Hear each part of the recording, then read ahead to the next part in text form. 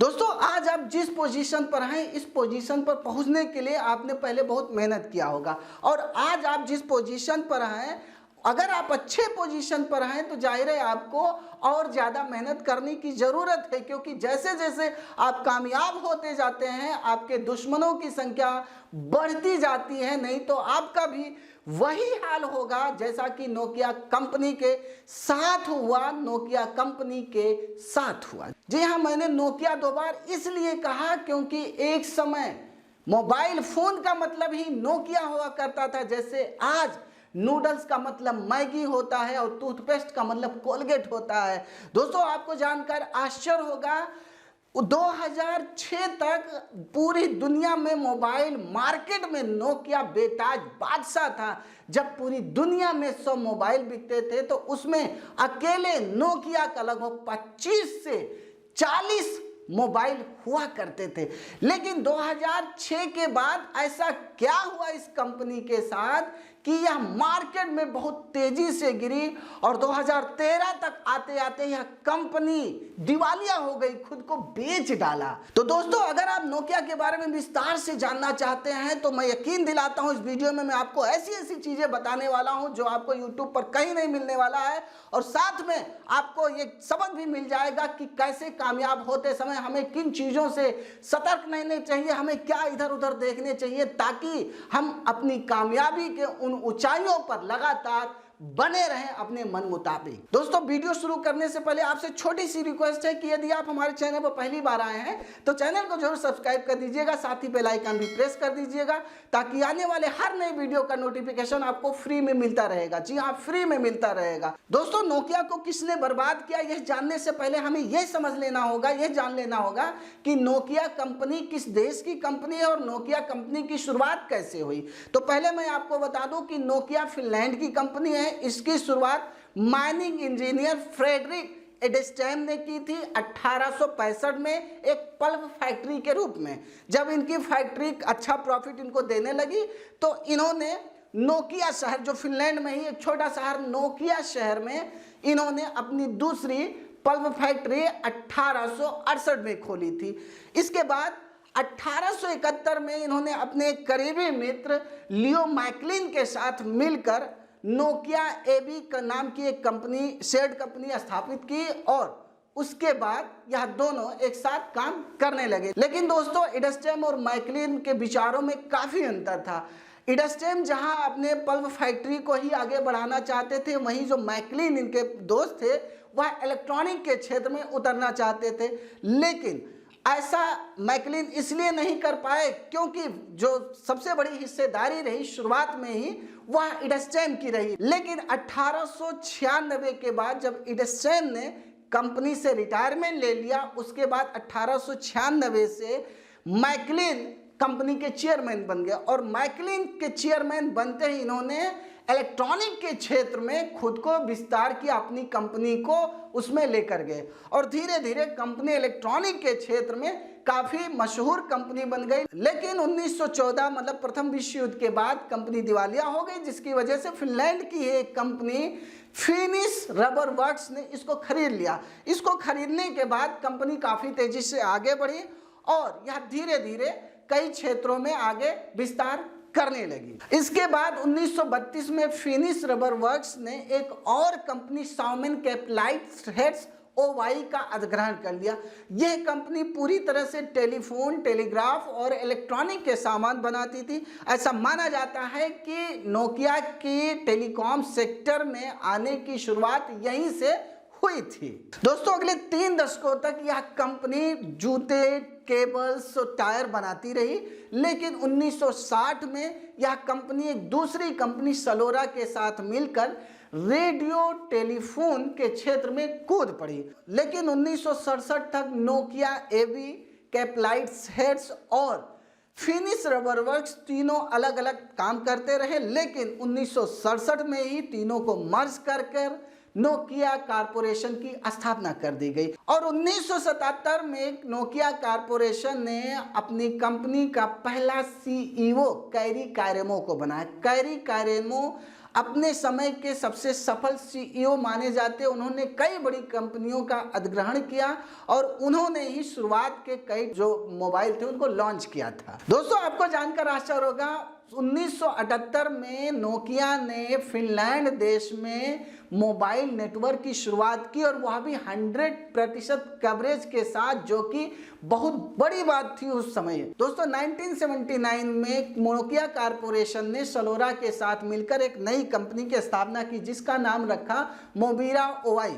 मोबिरा ओवाई के साथ मिलकर इसने मोबाइल के क्षेत्र में कूदने का प्लान बनाया और 1982 में इसने पहला mobile car phone Mobira Senator 900 launch किया। दोस्तों यह 9 किलो का था, बावजूद इसके यह काफ़ी पसंद किया गया, काफ़ी पॉपुलर था, लोग इसको बैग में लेकर चलने लगे थे और यह काफ़ी मशहूर हुआ, जिसका नतीजा यह रहा कि नोकिया कॉरपोरेशन ने सीधे सीधे सलोरा कंपनी को ही खरीद लिया और सलोरा कंपनी को खरीदने के बाद नए कंपनी का नाम रखा नोकिया मोबिरा ओवाई।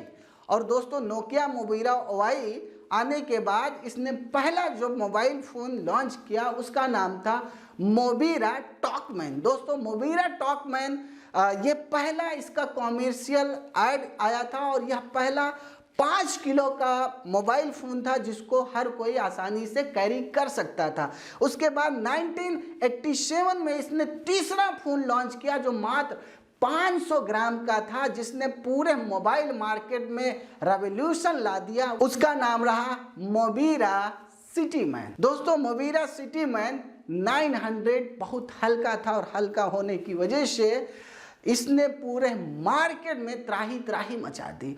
और 1998 के बाद जब इसने यह देखा कि यह बहुत बड़ी कंपनी के तौर पर मार्केट में आ गई, उसके बाद इसने 1989 में अपनी कंपनी का नाम फिर से बदलकर नोकिया मोबाइल फोन्स कर दिया। दोस्तों मोबाइल के क्षेत्र में पॉपुलर होने के बाद और सोवियत संघ का विघटन होने की वजह से इसने अपने सारे कारोबार को बंद कर दिया सिवाय मोबाइल फ़ोन के। और 1992 में इसने अपनी कंपनी का पुनः नाम बदलकर नोकिया कम्युनिकेशन कर दिया। नोकिया कम्युनिकेशन होने के बाद 1992 में कंपनी ने पहला जीएसएम मोबाइल फ़ोन लॉन्च किया 1011। दोस्तों 1011 यह पहला जीएसएम मोबाइल फ़ोन था जिसको फिनलैंड के प्रधानमंत्री ने पहली बार इस्तेमाल किया था। वह पृथ्वी के पहले व्यक्ति थे जिन्होंने जीएसएम मोबाइल पर बात की थी। और दोस्तों इसका 1011 इसलिए नाम दिया गया था क्योंकि यह 10 नवंबर को लॉन्च किया गया था। 1998 में ही नोकिया कंपनी ने अपना पहला स्मार्टफोन लॉन्च कर दिया था जिसका नाम था 9000 कम्युनिकेटर।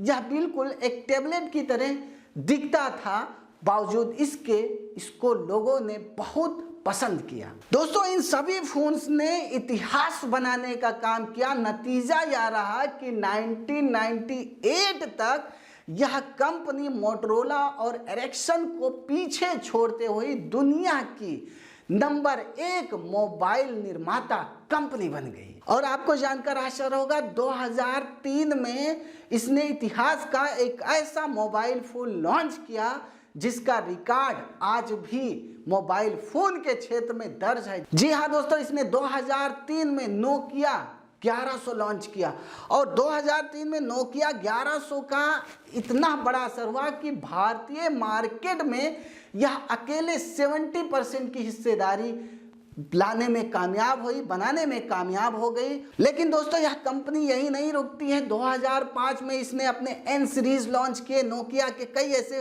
मोबाइल सेट मार्केट में आई और 2006 तक आते आते यह पूरे ग्लोबल मार्केट में अकेले 60% की हिस्सेदारी हो गई मोबाइल के क्षेत्र में। और भारत में तो यह 70% की हिस्सेदार बन चुकी थी मोबाइल के क्षेत्र में। लेकिन 2007 के आते आते या 2007 के शुरुआत से ही इस कंपनी का घाटा होना शुरू हुआ, या यूँ कह सकते हैं इस कंपनी का मार्केट डाउन होना शुरू हुआ। ऐसा क्या हो गया 2007 के बाद?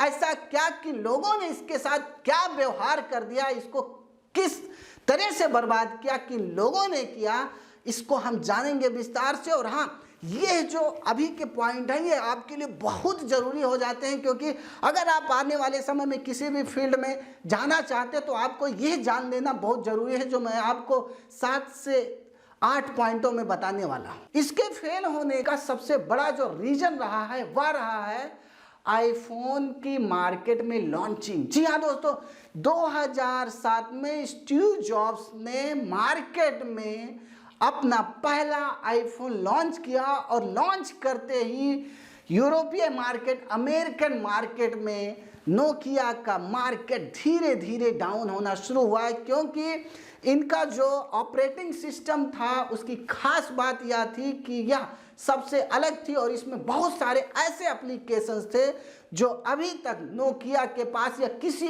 अन्य मोबाइल के पास नहीं होते थे। दोस्तों, दूसरा सबसे बड़ा रीजन इसके डाउन होने का रहा वह रहा एंड्रॉयड की मार्केट में एंट्री। दोस्तों, आपको जानकर आश्चर्य होगा कि अभी तक जो नोकिया था वो सिम्बियन पर ही अटका था, इसका जो ऑपरेटिंग सिस्टम था वो सिम्बियन पर था और सिम्बियन की खास बात यह रही है कि इसके बहुत ज़्यादा एप्लीकेशन नहीं थे। लेकिन जैसे ही मार्केट में 2008 में एंड्रॉयड लॉन्च होता है, यह ओपन एक्सेस ऑपरेटिंग सिस्टम था और जो छोटी छोटी पहले कंपनियां थी जो सॉफ्टवेयर के लिए तरसती थी वह शिफ्ट होकर तुरंत एंड्रॉयड के पास चली और एंड्रॉयड के पास जाने की वजह से इसका यह अकेले पड़ गए। उधर ऑपरेटिंग सिस्टम के तौर पर एप्पल मार्केट में आ ही चुका था, दूसरा जो है एंड्रॉयड भी आ गया, तो ये दो एक तरफ चले गए और ये अकेले पड़ गया। तो ये दूसरा सबसे बड़ा कारण माना जाता है एंड्रॉयड का मार्केट में एंट्री और छोटी छोटी कंपनियों को एंड्रॉयड ऑपरेटिंग सिस्टम को अपना लेना। तीसरा जो सबसे बड़ा कारण रहा इसके बर्बादी का वह रहा सिम्बियन ऑपरेटिंग सिस्टम में कोई लेटेस्ट अपडेट नहीं। जी हाँ, मार्केट में एंड्रॉयड और iOS आ चुके थे, लेकिन बावजूद इसके ये भाई साहब अभी भी 1998 में ही अटके हुए थे जब इन्होंने 9000 कम्युनिकेटर को लॉन्च किया था। 10 सालों के बाद तक भी इन्होंने सिम्बियन में कोई अपडेट नहीं किया, जिसका नतीजा यह रहा है कि जो और यूजर्स थे उनको बिल्कुल से पसंद नहीं, उनको नए नए एप्लीकेशन, तरह तरह के एप्लीकेशन, कई कंपनियों के एप्लीकेशन इनके ऑपरेटिंग सिस्टम में मिलने लगे जो पहले से एंड्रॉयड और iOS थे और नतीजा यह रहा है इसको लोगों ने खरीदना ही पसंद नहीं किया। तो तीसरा जो सबसे बड़ा कारण रहा कि इसके जो ऑपरेटिंग सिस्टम थे सिम्बियन को ना अपडेट करना समय से पहले, ये उदासी इनकी मानी जा सकती है। दोस्तों, चौथी जो सबसे बड़ी कारण मानी जा सकती है वह मानी जाती है डुअल सिम में लापरवाही। आपको जानकर आश्चर्य होगा 2007-8 तक जितनी छोटी छोटी कंपनियां थी, जितनी भी थी, वह लगभग अपने मोबाइल में डबल सिम ला चुकी थी और ये भाई साहब 2011-12 में डबल सिम लेकर आते हैं। अब बताइए, जो पहले से लोग इस्तेमाल कर रहे हैं एक मोबाइल में 2-2 सिम, उनके लिए तो वाहवाही थी। एक घर के लिए, एक बाहर के लिए, मतलब एक घर वाली एक बाहर वाली के लिए भी तो आसान था उनके लिए। तो चौथा जो सबसे बड़ा कारण माना जाता है वह डुअल सिम में लापरवाही जो इन्होंने खुद की। दोस्तों, पांचवा इसका जो सबसे बड़ा कारण माना जाता है वह है इसका खुद का डिसीजन 2011 में माइक्रोसॉफ्ट ऑपरेटिंग सिस्टम को अपनाना। माइक्रोसॉफ्ट ऑपरेटिंग सिस्टम कोई मोबाइल का ऑपरेटिंग सिस्टम नहीं था, यह पहले से ही डेस्कटॉप और लैपटॉप के लिए ऑपरेटिंग सिस्टम था, मोबाइल के लिए ऑपरेटिंग सिस्टम तो बनाया नहीं गया था। जब इन्होंने 2011 में ऑपरेटिंग सिस्टम, क्योंकि आपको बता दूं कि 2010 में इनके सीईओ को बदल दिया गया और जो नए सीईओ बने उनको इस बात का एहसास था, उनको लगा कि अरे हमको कुछ नया करना पड़ेगा, तो क्यों ना हम कुछ नया करें मार्केट में सबसे अलग, क्योंकि हमारा नाम तो पहले से ही प्रसिद्ध है, तो क्यों ना हम कुछ ऐसा करें जो सबसे डिफरेंट हो। मतलब हम मार्केट भीड़ में क्यों जाएं, हम सबसे अलग कर रहे हैं। ये सबसे अलग करने के चक्कर में ये चले गए भाई साहब माइक्रोसॉफ्ट के पास और माइक्रोसॉफ्ट से इन्होंने ऑपरेटिंग सिस्टम ले लिया और अपने मोबाइल में लॉन्च कर दिया। नतीजा यह हुआ कि माइक्रोसॉफ्ट पर ऑपरेटिंग सिस्टम होने की वजह से इनके मोबाइल्स जो है बहुत स्लो हो गए और दूसरी खास बात यह रही कि इसमें बहुत से बग आ गए और देखते ही देखते जो यूजर्स थे उन्होंने इनके मोबाइल को फेंकना पसंद कर दिया। मतलब एकदम से मार्केट से पूरी तरह से बाहर हो गए और आपको जानकर आश्चर्य होगा 2012-13 तक आते आते यह मार्केट से पूरी तरह से बाहर हो गए और अंततः इनको 2013 में माइक्रोसॉफ्ट को खुद को बेच देना पड़ा। स्थिति ये आ गई। वहीं छठा जो इनकी बर्बादी का सबसे बड़ा कारण माना जाता है वह है भारतीय मार्केट में सैमसंग गैलेक्सी की एंट्री। दोस्तों सैमसंग गैलेक्सी आज भी आईफोन के बाद दूसरी सबसे ज़्यादा बिकने वाली सेट है और सैमसंग गैलेक्सी के लॉन्च होते ही भारत में जहां पहले मोबाइल का मतलब नोकिया हुआ करता था, वहीं अब मोबाइल का मतलब सैमसंग होने लगा। रिक्शे वाले तक ने भी सैमसंग मोबाइल खरीदना पसंद किया क्योंकि ये सस्ते भी हुआ करते थे और एप्लीकेशंस की भरमार हुआ करती थी। इसे स्मार्टफोन के मामले में नंबर 1 आ गया। वहीं 7वां इसके बर्बादी का और कारण माना जा सकता है 2016 में इसकी वापसी तो हुई लेकिन इसकी मार्केटिंग स्ट्रेटजी बिक रही। मार्केट स्ट्रेटजी इसलिए बिक रही क्योंकि जो एक्सपेक्टेशन था इसके दोबारा एंट्री वापस आने की, क्योंकि 2013 में जब माइक्रोसॉफ्ट ने इसको खरीद लिया उसके बाद माइक्रोसॉफ्ट भी नहीं चला पाया। 2015 में इसने फेल्कॉन और फिनिश कंपनी HMD को बेच दिया। अपने कुछ ब्रांडिंग इसने फेल्कॉन को बेचा और जो नोकिया ब्रांड था नाम जो था वो HMD को बेचा। तो आज जो फ़ोन नोकिया का आपको मार्केट में मिलता है इसको 2 लोग मिलकर बनाते हैं, फेल्कॉन और HMD। यह दोनों एक साथ मिलकर मार्केट में फ़ोन लॉन्च करते हैं, लेकिन इनकी लॉन्चिंग नोकिया 6 के तौर पर हुई। 2017 में ये दोबारा से आए, लेकिन जब तक ये आए तब तक भारतीय मार्केट ही नहीं बल्कि पूरी दुनिया के मार्केट में आपको पता है इस समय कौन MI से, कौन ओप्पो से, कौन वीवो से, कौन आईफोन से, कौन रियलमी को टक्कर दे सकता है। तो दोस्तों ये सभी कारण रहे हैं जिसकी वजह से नोकिया मार्केट से बाहर हो गई और नोकिया का नामो निशान लगभग खत्म सा हो गया।